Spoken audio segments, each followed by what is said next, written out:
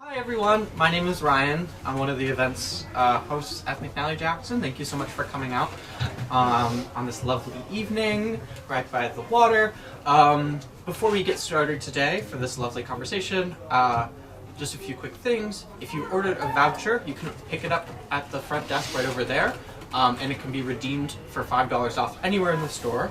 So you can buy a book, you can buy some stationery, you can buy some drinks at the bar, which is going to be open until 9 p.m. You can buy the authors some books or some stationery or some drinks if you want at the bar. But just be sure to use it today. And also there's going to be time for a Q&A at the end, so start thinking of your questions now. And if you have any sorts of questions for us, we're going to be in that back area at the front.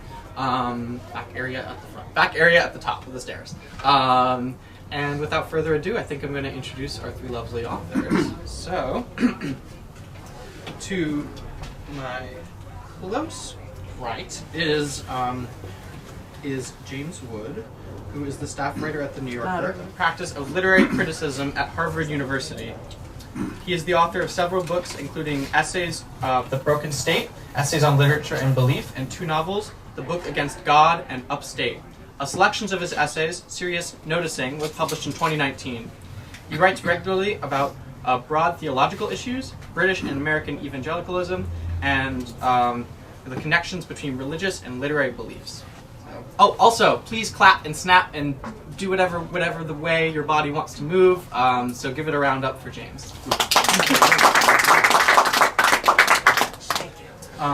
To my far right is Simon Critchley, who is a Hans Jonas Professor of the New School for Social Research. His books include Very Little, Almost Nothing, Infinitely Demanding, Book of the Dead Philosophers, to name a few. He has written a novella, Memory Theater, and a book-length essay, Notes on Suicide, which is downstairs, and studies of David Bowie, football, aptly dagger, and most recent books are Tragedy, The Greeks and Us, out at Pantheon, and Bald, out at Yale. He is the series moderator for The Stone, a philosophy column in the New York Times, and a co-editor for 3 volumes connected to the series, most recently Question Everything. He's also board of the director for the Onassis Foundation, and also 50% of an obscure musical combo called Critchley and Simons. I need to hear more about that. I'm going to ask a question later. You might. Mysticism will be published by the New York Review of Books in 2024, as well as a book-length essay on tragedy called I Want to Die, I Hate My Life with ERIS. And moderating in the middle is Peter Bratsis. Bratsis is an associate professor of liberal studies and political science at the Graduate Center at the Borough of Manhattan Community College in the City of University of New York. His publications include the books Everyday Life and the State, Paradigm Lost, The State Theory Reconsidered. He's also a co-founding editor of the journal Situations, a project on radical imagination, and has published in numerous journals including Social Texts, Historical Materialism, and the International Journal of Urban and Regional RACA. So give it up for all Simon and Peter as well.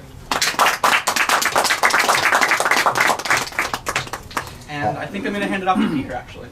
Thank you very much, and I want to thank everyone on behalf of ERIS Press for attending today, and especially James and Simon, because as you can see, it's a hefty task to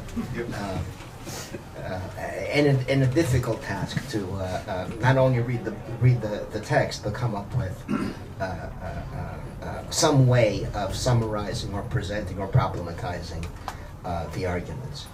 And as I'm sure most people know, Raoul Vaneigem, the author of the book, is very famous for a book he wrote in 1967, The Revolution in Everyday Life, which was, together with Guy Debord and various works by Henri Lefebvre and others, one of the fundamental texts of the Situationist movement and of the left political movements of the 1960s.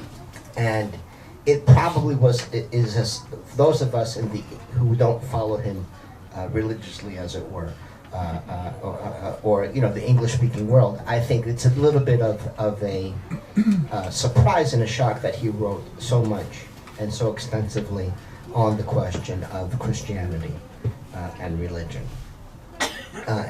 The timing of the book, which I believe originally came out in 1993, and certainly took a long time to complete. I mean, you can tell obviously it was a labor of love, and it took a long time. First reaction I had was, in those dark years, Thatcher, Reagan, and so forth, where, as Fred Jameson and others say now, it seems it's more believable to most that there will be the end of the world before there would be the end of capitalism. It must have been 10 times worse, of course, in the Middle Ages in terms of the end of the Catholic Church or the domination of Christianity. So I think one interpretation of why someone would spend the amount of effort and time to get into some of which are arcane theological nuances, some of which are very interesting, some of which are less, depending on your propensity to Christian theology. I think one dimension of why is that if this is possible then, if the desire for liberation, the resistance to the domination of the church and of Christian dogmas flourished then for sure today there are reasons to be hopeful about people's desire for liberation and freedom. I think that's one dimension of the kind of overarching dimension of the book. And it's surprisingly sparse in terms of connections to other important works in the Marxist or radical tradition, when it has to, even Max Weber is absent, which certainly he must have been familiar with, Weber on religion. Erich Fromm is absent, who is another perhaps parallel, not the same, very different, but works that touch upon the nuances of some of these medieval Christian tendencies, and how, especially after the Reformation, Calvinism and Protestantism worked out in contemporary politics. But it's an incredibly rich text.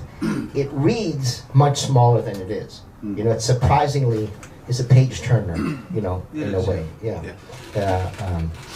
And I think we have a lot to discuss today, and I think Simon will be the first presenter. Right? I don't know. Shall we go first, James? No, I'm happy to.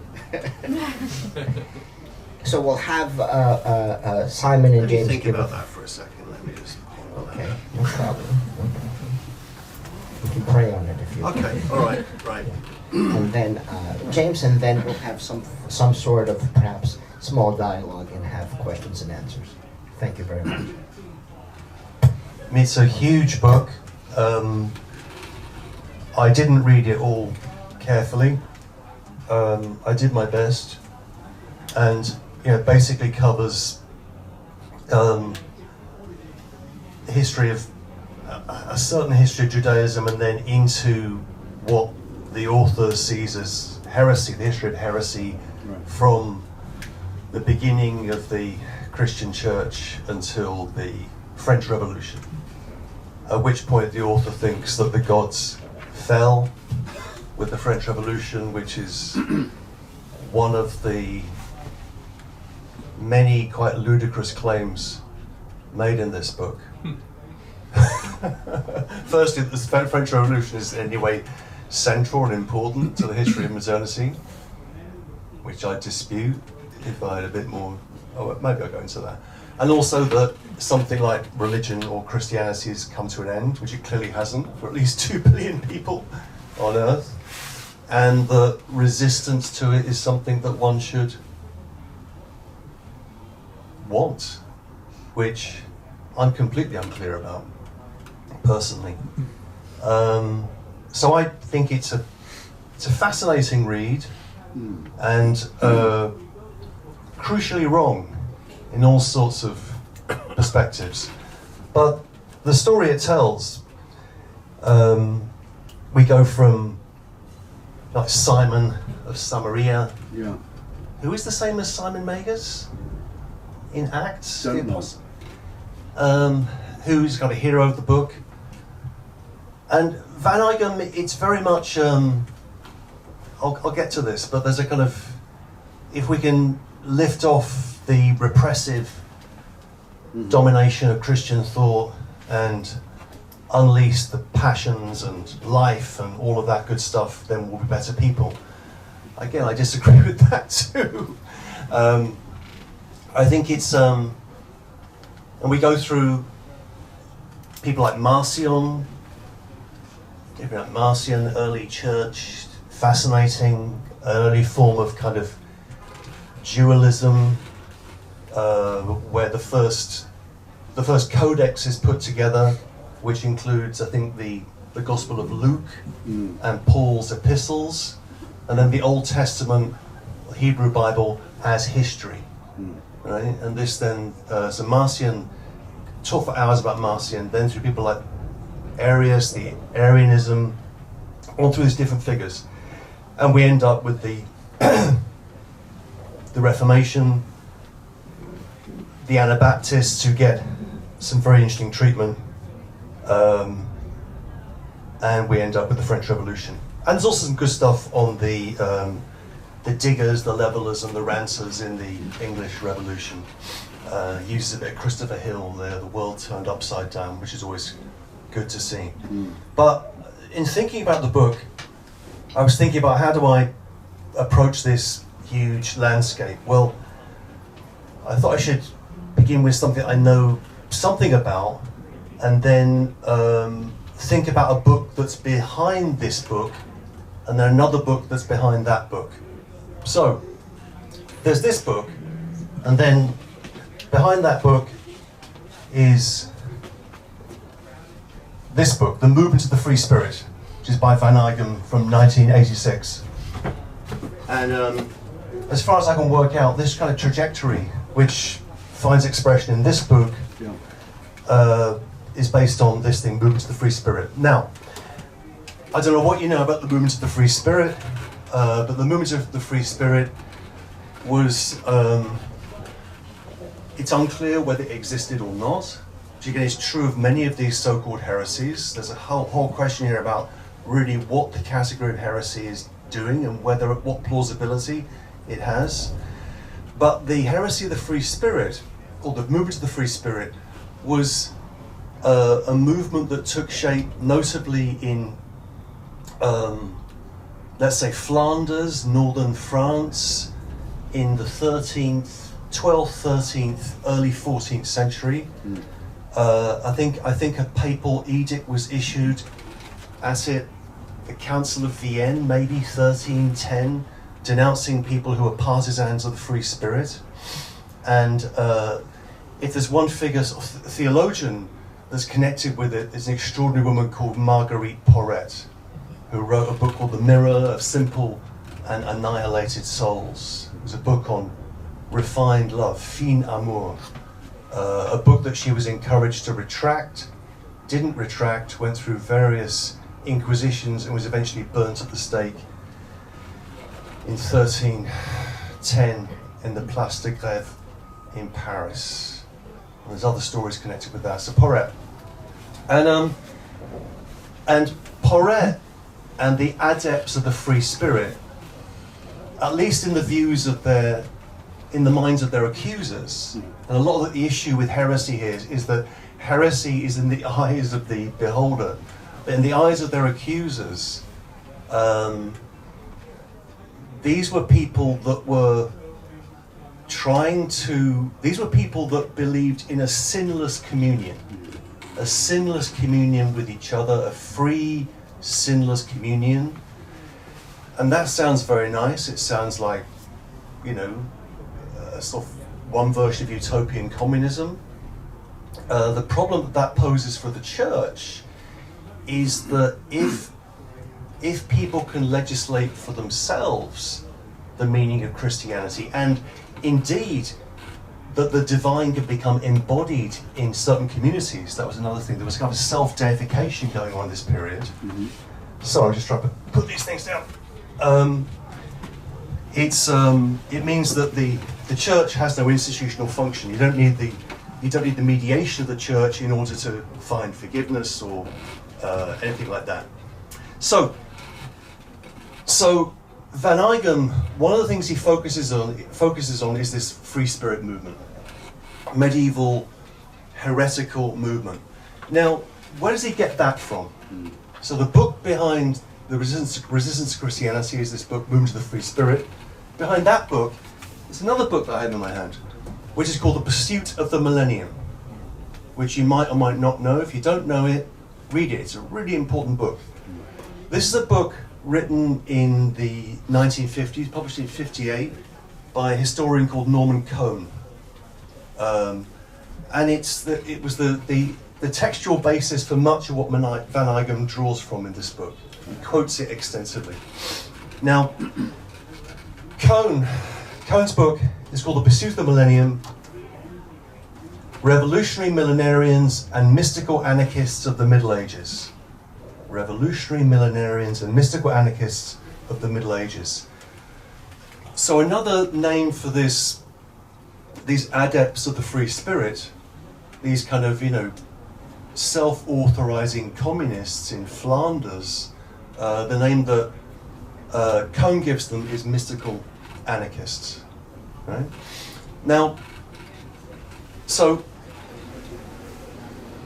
why I'm introducing these two books is that for Vaneigem, mystical anarchism is great.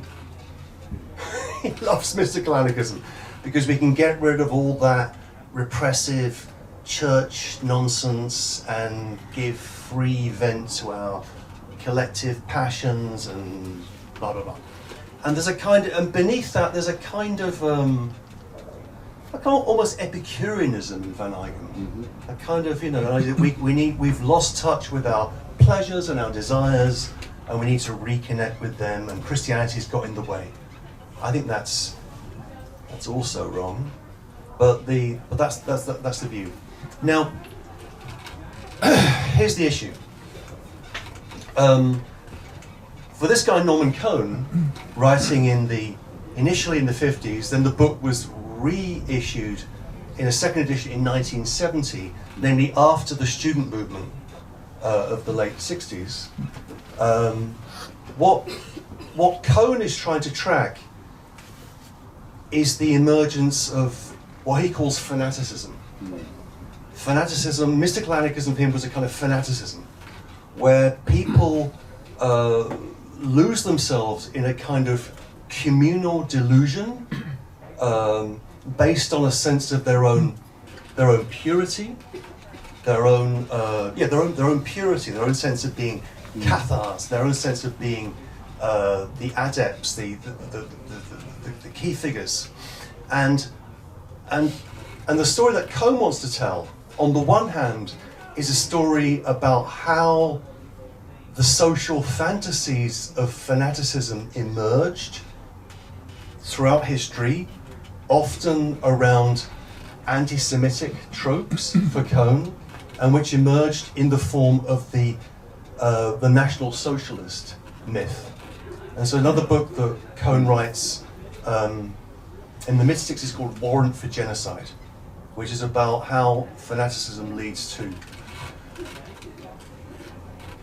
a desire for destruction and death. So for Cohn, and I'll read you the end of the second edition, and then pose a question to you.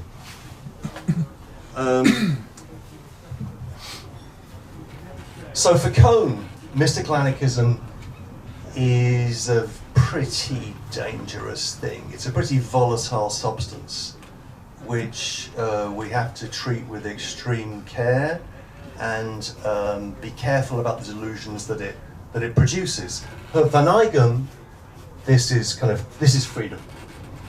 And then this is Cohn writing in 1970, and he says this is the end of his afterwards the second edition. And if one looks in a somewhat different direction, one can even find an up-to-date version of that alternative route to the millennium, the cult of the free spirit. For the ideal of total emancipation of the individual from society, even from external reality itself, the ideal, if one will, of self-divinization, which some nowadays try to realize with the help of psychedelic drugs, can be recognized already in that deviant form of medieval mysticism. So for Cone, this is a very dangerous development of which we need to be wary, and for Vaneigem, that's what we're celebrating, right? And I guess the question for you is, who do you think is right? What is it to base a politics, not really a politics, a kind of sense of community based upon an idea of those who are sanctified, those who are members, those who are a kind of an elite of amoral supermen, as Norman Cohn would describe. Is that a good thing, or is that actually a very dangerous thing that we need to be careful about? And of course, that question that Cohn poses in 1970, initially against the backdrop of the development of fascism and National Socialism in the 20th century, and then in the context of the student movement of the 1960s, is a question which is being posed for us anew with the rise of forms of authoritarian populism, here and there, everywhere across the world, and what it means to engage in forms of almost fanatical communion with others around some myth, some fantasy. Yeah. Is that something we need to be very careful about, or is it something we need to celebrate? Vaneigem wants to celebrate it. I'm not so sure. But what I'd say, can you hear me? Yeah. Yes. What interests me is, I know what Vaneigem's in search of, and I know what he valorizes. But actually, if you look at his book, it's really a record of small intermittent successes. Mm-hmm. In other words, whenever he finds a radical movement, that's to say radical theologically, that he likes the sound of, let's say Marcion to some extent, right?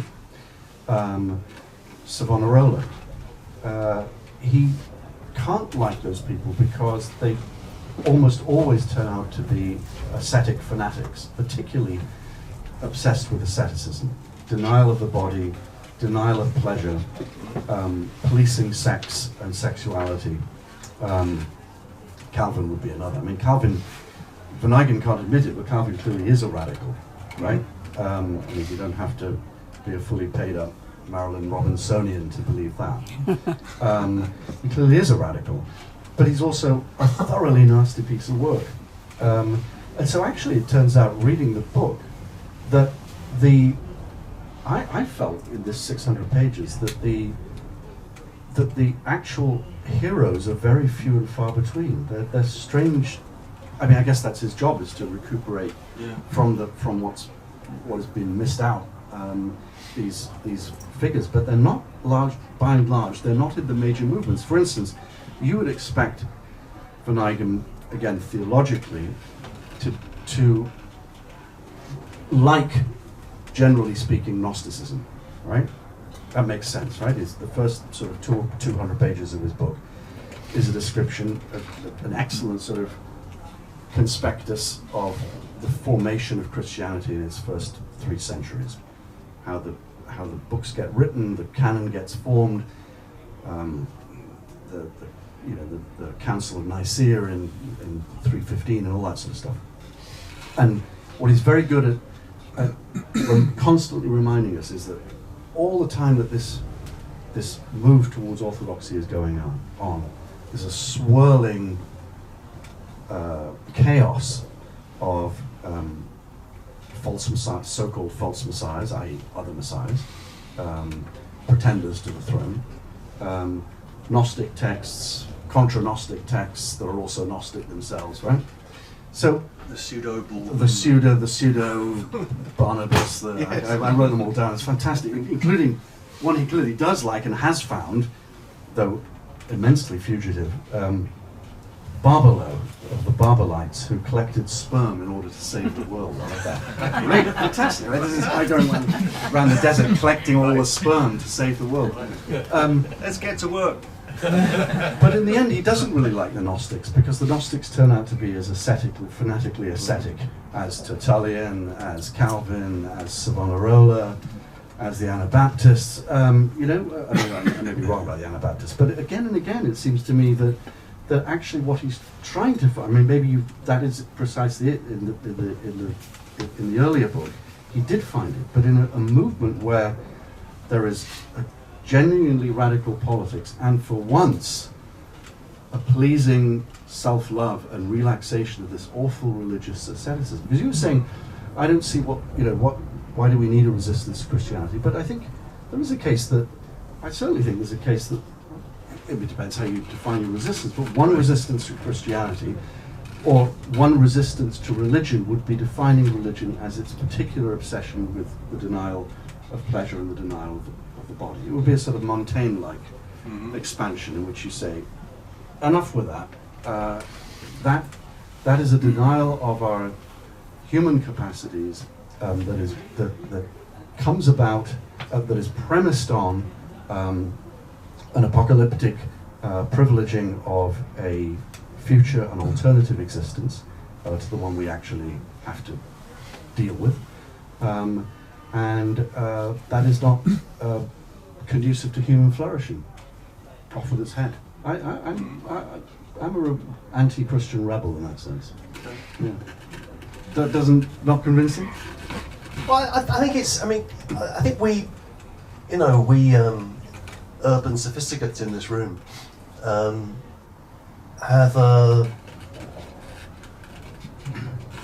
often failed to appreciate fully how weird Christianity is. Mm-hmm. It's truly strange that the central tenet of Christianity is that God becomes human and is slaughtered in the most disgraceful, most humiliating way as a slave and left to die. And he preaches a doctrine that the last shall be first, the first shall be last. Blessed are the poor in spirit, the meek shall inherit the earth.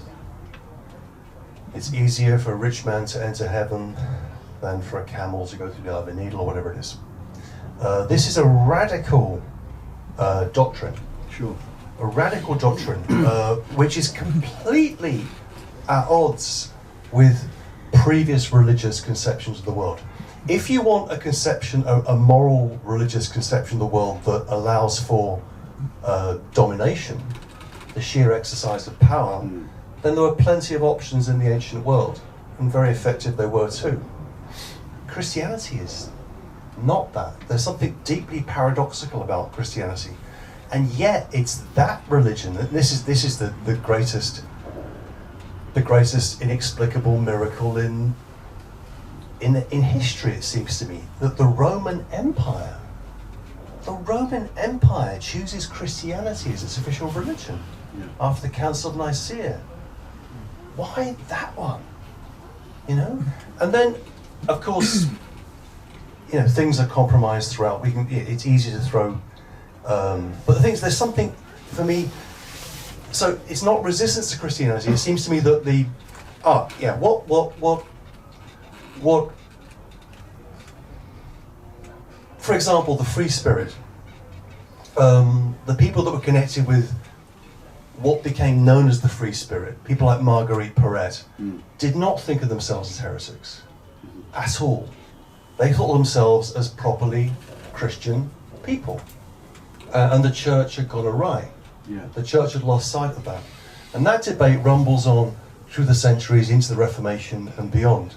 So what you have under the name of heresy is a battle over the true meaning of Christianity. We say similar things about the Franciscans, say, which he talks about very well in the book. Yeah. And there's another issue which for me is really interesting, which is what is heresy, and where does this category of heresy really get a grip.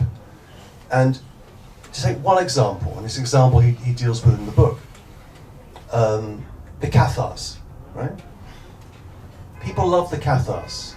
People go to Cathar country, the Pays Cathar, Languedoc in the south of France. You can visit the castles where they're all burnt alive by, the combined forces of the papacy and the French state, crushing these poor, decent people. And these poor, decent people, these Cathars, and there are books written about this, particularly the 70s, 80s and 90s, tons of books written in French in particular about Cathar theology, Cathar ontology, and the dualism of the Cathars, and it was very fashionable. It's really unclear whether the Cathars existed. There's a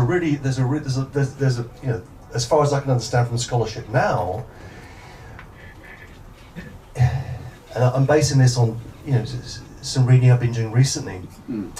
It's the other way around. How would I put this? That it's the desire for orthodoxy that creates heresy. Right? It's the church's desire for orthodoxy. Now, in the first millennium of Christianity are a real muddle in terms of doctrine and in terms of organizing the faith. And the real action obviously is in the East. It's in Constantinople. But from the 11th century onwards, the papacy in Rome gets this idea of reform, reformatio, 11th century, 12th century. Then they begin to really try and organize the Catholic Church and turn it into a force. And that's why, as we know, universities were invented, right?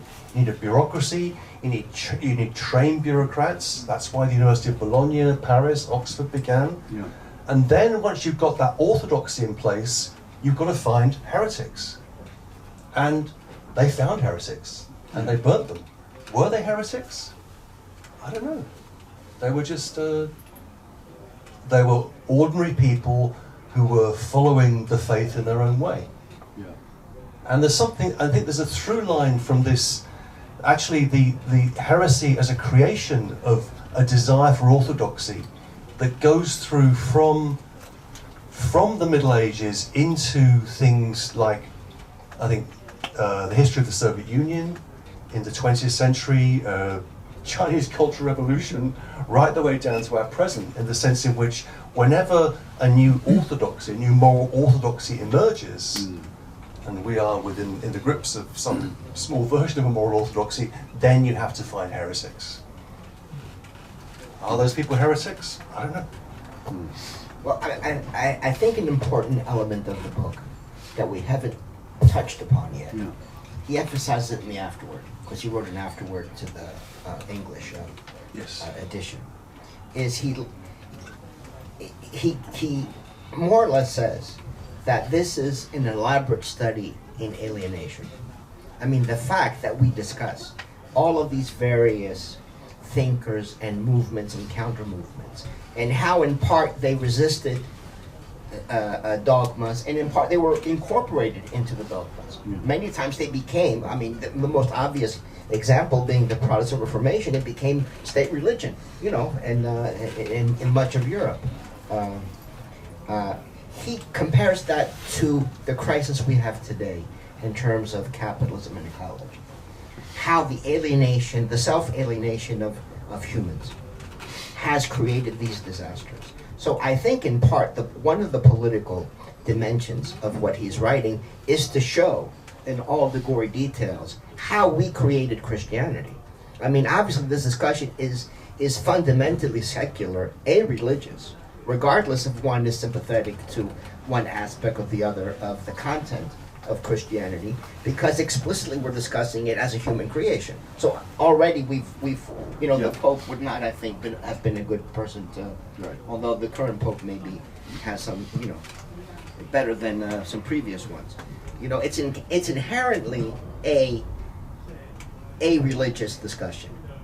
So already that is something, because we're saying we are the creators of the gods. We created Christianity. And it happened and he's giving the ways in which it happened that links it to social developments, economic developments, urbanization, new forces that emerge, new class dynamics, and of course, there's also some chance, there are, things could have been otherwise, but they weren't. It happened the way it happened, and he's trying to give some understanding of why these developments happened the way they did. So, regardless of whether one is sympathetic or not to aestheticism, or how much we should embrace freedom and so forth, it is already on a different level. We're already resisting the heteronomy of the religious world, the same way he is saying we need to resist the heteronomy of the market, or or our commodification and losing sight of us as part of nature and the ecological disaster that he sees happening around us. So I think this is an important part of what is in the argument. Mm-hmm. Yeah. I think that's absolutely right, and in that regard, I think Vaneigem can be charged with perhaps not taking seriously enough. I mean, essentially what Simon was saying or applying a minute ago, not taking seriously enough the hidden potencies of the Christian movement as precisely anti-capitalist, anti-commodification, and so on. And I think, for instance, generally speaking, in the book, there's a peculiar blind spot about Protestantism and Puritanism. I think we all know. How would you describe that blind spot? He doesn't really see the radical side of it. He doesn't give enough space to the radical side of it, and he's, I think, far too eager. I think he does actually mention Max Weber. He's far too eager to just to lead that into the rise of capitalism. And in general, I think the sort of the hidden reserves that lie around, radical reserves that are there in Christianity are somewhat neglected. But one thing I really liked, maybe it's implied more than it's stated, but it seems to me that I don't know if you both agree, but the book is really haunted by this question of dualism, or rather, the history of Christian thought is haunted by this question of dualism. So it begins, as I was suggesting a minute ago, it begins with with Gnosticism. It begins with this idea that there's a creator, someone who created a bad creator, a bad God who created the spoiled material world that we live in, and a good creator somewhere else who saves us from that. In essentially I think I'm right in saying that all the movements that he describes, from early Gnosticism through Marcion, then on to the Cathars, certainly up to that moment, so up to the 13th century, are absolutely are dualist movements. They're haunted by this question of they're and what I drew from that was something that he isn't exactly explicit about, because he's moving fairly fast at the beginning, but maybe the problem is, sort of dialectically speaking, the problem is there in the very seeds of monotheism, right? So as long as you have polytheism, you obviously have a way of explaining different forces, good and evil. You have a way of explaining struggles for good and evil, pain and suffering in the world. But as soon as you say, I've got to squeeze all those different forces into one God, you obviously then have to start explaining that essentially the next 1500 years of theology, through Augustine all the way to Calvin, is some way to deal with this problem that you yourself have set up for yourself, which is there's one God, and that one God must somehow be accountable for, this is the sort of St. Augustine problem, must be accountable for good and evil. And there's almost no escape from that, really.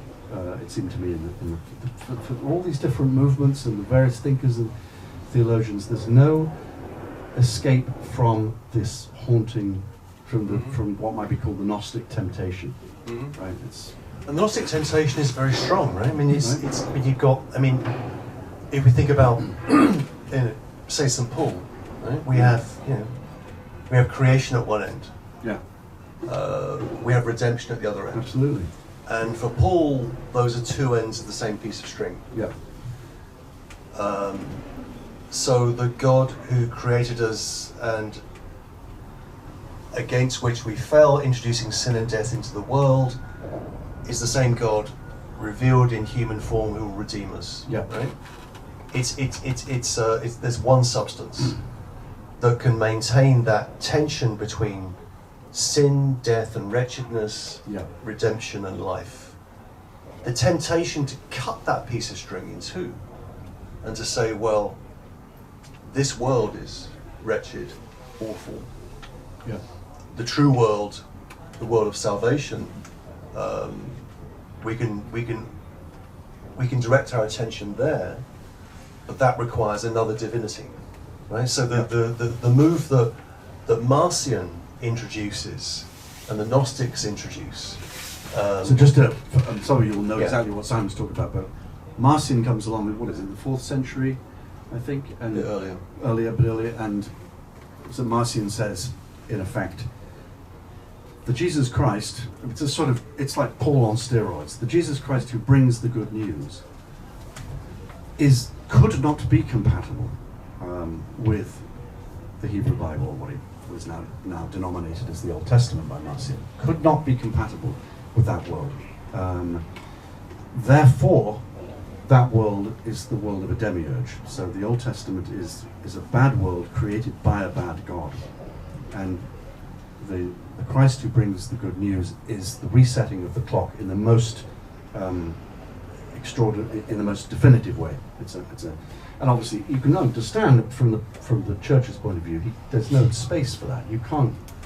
I mean, Vaneigem himself says Marcion was his own worst enemy because you can't build. How can you build a church on a foundation in which you're saying, well, actually, the world you live in is diabolical. It's impossible. Well, not possible, but it's cultish, I guess.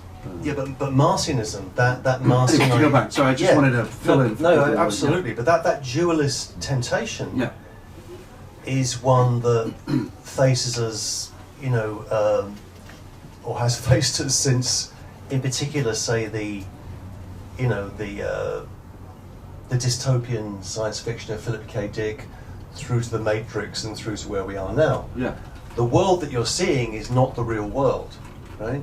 This is an illusion created by wicked forces, capitalism, a network of evil which is preying upon you. The true world is elsewhere. You need access to that true world. Take the right pill, study the right doctrine, and then you'll be led there. And that dualistic temptation is still very strong. Yeah. And you can still feel that in certain, maybe not, I don't know how you describe that now, but I remember 10, 12 years ago, the groups around, groups like the Invisible Committee, groups like that, sort of anarchist groups that were kind of doing some kind of mystical anarchism. Yeah. Their vision of the world was very kind of Marcionite, right? Yeah. The world is just utter commodification and wickedness and evil. We can blow it up. We can take down a TGV, a train network, and then we can just gather together and fight ourselves and grow our own vegetables and live together in a kind of sinless union of love. Yeah. That temptation is strong. I don't think it's the right temptation, but I guess I see it as it's somehow inherent in the. And you was Simon suggesting this a second ago. Really, it's inherent. It's certainly inherent in.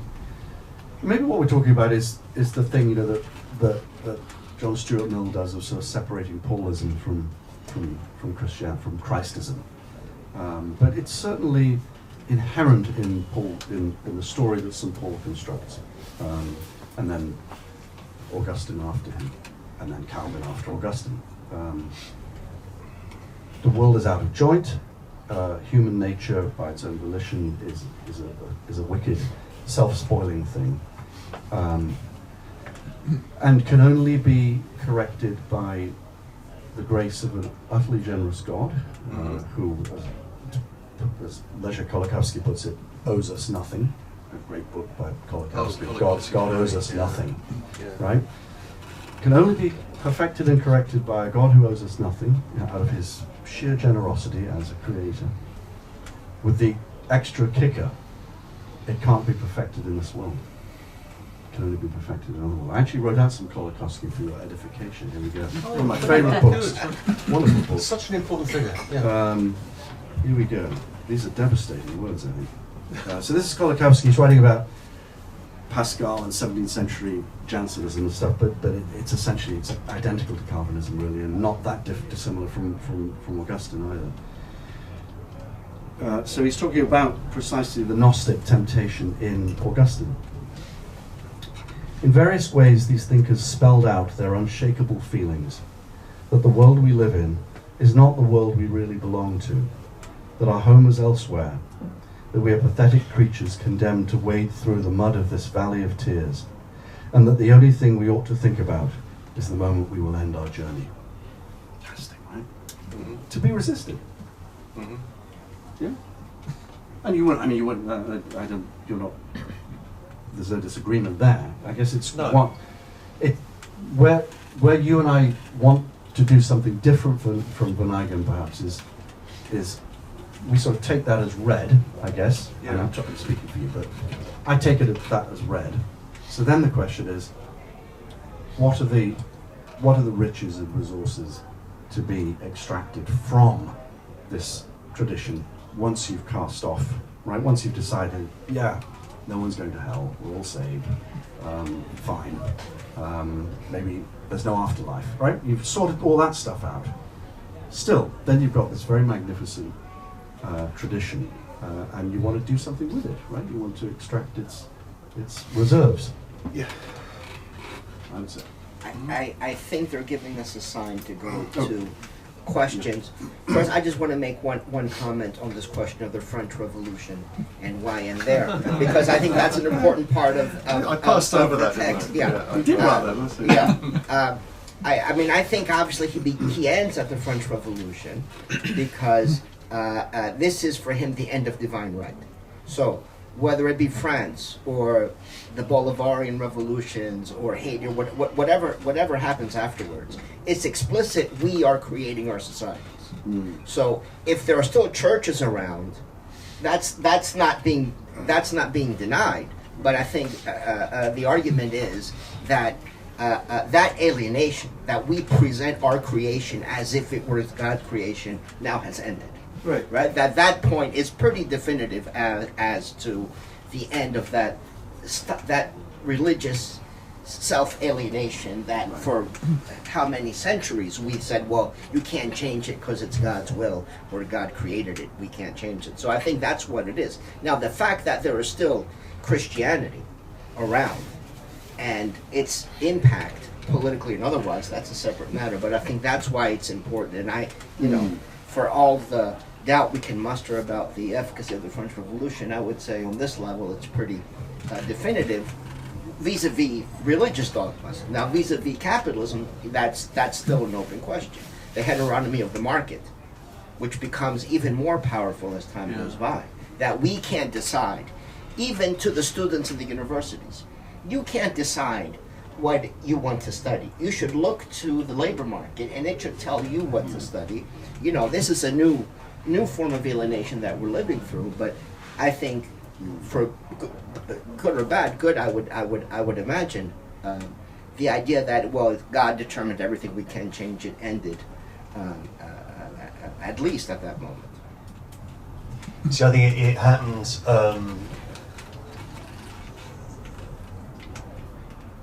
Let me put it this way: there's nothing necessarily wrong with the French Revolution, but it's happened 150 years too late. All of that happened in the United Provinces and in England in the mid-17th century, within Protestantism, and in a way that was weirdly consistent with what became capitalism, right? And which didn't lead to terror. right? There's something about the French form, about the transition from the early revolution to the Jacobins, where, in a sense, that's what I keep my eye on in the French Revolution. It's that idea of purity, right? The idea of purity around a conception of virtue, right? And once you have that idea of purity based on a conception of virtue, then it's just a matter of time till you start killing people. Right? So virtue leads to terror. This is the great insight of Georg Büchner, Danton's death. Yeah. And whenever we feel that pull of virtue, whatever form it might take, I think we should just take deep breaths and walk in the other direction.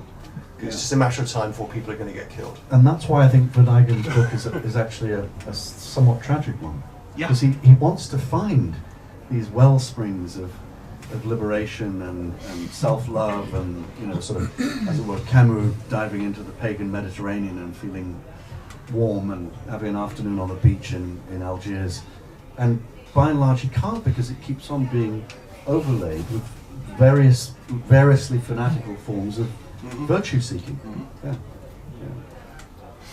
So, I think the floor is open to It's quite enough to be going comments or on. questions. That's quite enough to be going on. Anybody have any questions? I have some thought about, first, when you spoke, of course, I thought of Hans Jonas all the time. Yeah. And I thought about him in the concept that it's feel that all this time the tension between the two and the one is what create all this trembling. And this tension never ends between the two and the one. It's continue to trembling now. Also, when you spoke about St. Paul, I was like, which St. Paul are we speaking of? Badiou, of Daniel Boyarin, of Agamben?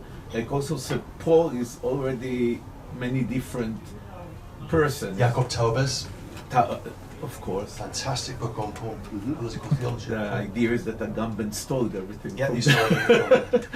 But Agamben's book's a great book. But yeah, it it's takes a amazing. lot from But Taubes.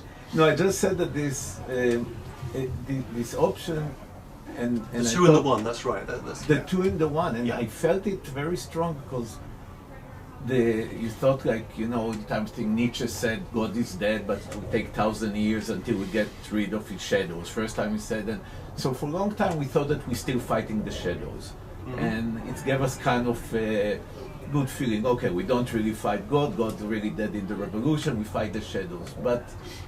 And then Benjamin helped us to think about the relation, how capitalism and theology work together. But something happened now from where I come from, Palestine, that called Israel now, that suddenly the religious in all three religions separate themselves from all the discourse. We all the time like to think that it's grew up. Like, I was all the time said people in Tel Aviv, even though they don't believe in God, they sure that God promised them the Holy Lands and all these jokes. But suddenly the Jewish fundamentalism, the Islam fundamentalism, and the Christian fundamentalism that push all this money into it, all three of them suddenly function separate from our narrative. And I don't have an answer to it, but I think, and all the conspiracy that you spoke about, I think that this tension between the two and the one, people couldn't handle it anymore, and they start to run to this place that we can. Conspiracy theory is the two, Yeah. right? That's the version, it's our version, the two. And that's what I want to say, that suddenly all our theories fall apart to separate narratives that working now on the same place, that we can tell the story, one from the religious story and one from the story that our story as our story. That's kind of a thought I want to share. Does anybody here from the press want to make a comment? So do you have some people I here? many books. Oh, yeah. No, I mean, you were saying that some people were here from the press, so I was just the publisher. Oh, I'm fine, thank you. Alex Sabrakas will now make a short speech It's impossible. Just gave his speech. on behalf of Alex I am. Sabrakas. Let me say the following Sorry. words. Go on. Are you Alex, one you or should are you say two? Me? 3.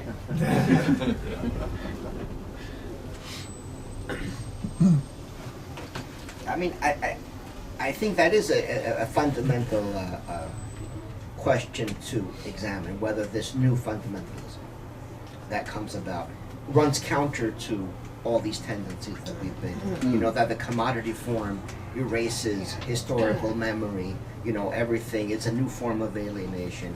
Those battles are over. He talks about Islam and Protestantism as the two kind of surviving, religious tendencies that are kind of dying out. They're the last embers of that old world. But of course, Don't seem to be dying out. No, this is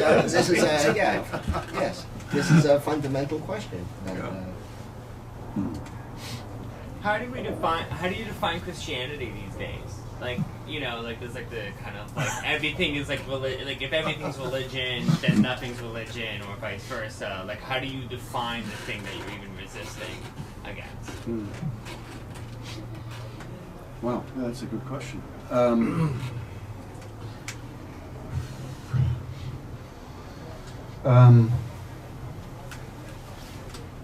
I think, I know what I'm resisting. I'm resisting to go back to this idea of dualism, or original sin, and so on. I'm resisting the idea that we have to be saved from ourselves. Now, obviously, it doesn't mean we don't need salvation, but a humanist principle would be that we save ourselves.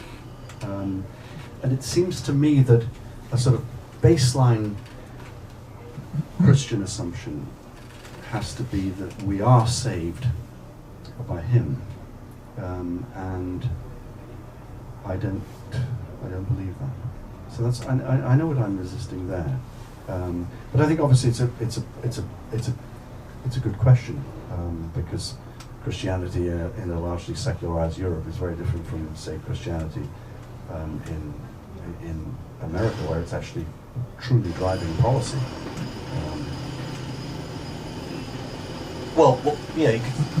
The last shall be first and the first shall be last. That's one way of thinking about it. You can see it as the most radical political doctrine of expropriation.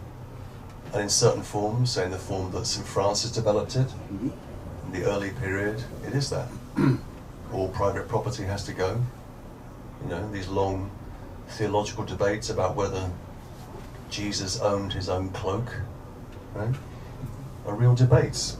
So, to that extent, politically, you can say from the beginning, Christianity is a form of communism, right? Based on what? Based upon this is what attracts me to Christianity is the bewildering paradox of the incarnation, right?